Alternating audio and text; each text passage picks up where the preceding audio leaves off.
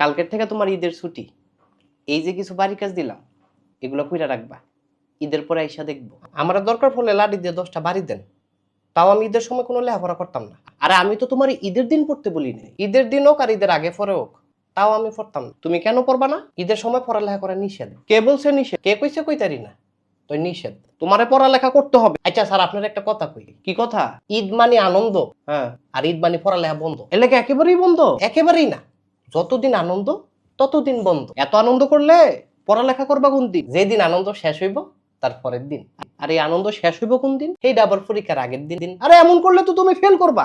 না স্যার, ইনশাল্লাহ করতাম না। তুমি যদি ফেল করো তাহলে তোমারে বাঁচাইবো কেডায়? আল্লাহ যদি আমারে পাস করায় তাহলে ঠেকাইবো কেডায়?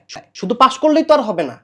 পাস করা এক জিনিস, ভালো রেজাল্ট আরেক জিনিস। যেই মালিক ফার্স্ট করায় সেই মালিক ভালো রেজাল্টও করায়। দুনিয়াটা এত সহজ না, পড়ালেখা করতে হবে বারবার। জানি তো এত সস্তা না, বছরে ভাই একবার। তুমি কিন্তু বিশাল বড় একটা চাপে পড়বা। যে দিব আমারে সাফ, আমি তার বাপ।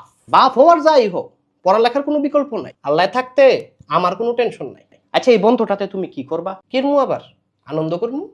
বন্ধু কিন্তু অনেক বড়, আমার আনন্দ তার চেয়ে বড়। আচ্ছা আনন্দ করো, ঠিক আছে, আনন্দের পাশাপাশি পড়ালেখাটাও করো। স্যার, কাউয়ার ডেউয়া কোনোদিন এক জায়গায় থাকে না। পড়ালেখা কি তোমার কাছে ডেউয়া?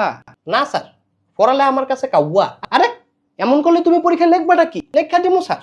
ধরেন কোনো না কোনো গরুর মাথা, গরুর মাথাও তুমি লিখতাম, তাইলে লিখবো ছাগলের মাথা। ছাগলের মাথা আর গরুর মাথা কোনটাই যদি মাথা না আয়, তখন তুমি কি করবা? তখন লিখে দিমু স্যার আপনার মাথা। হাট বেটা।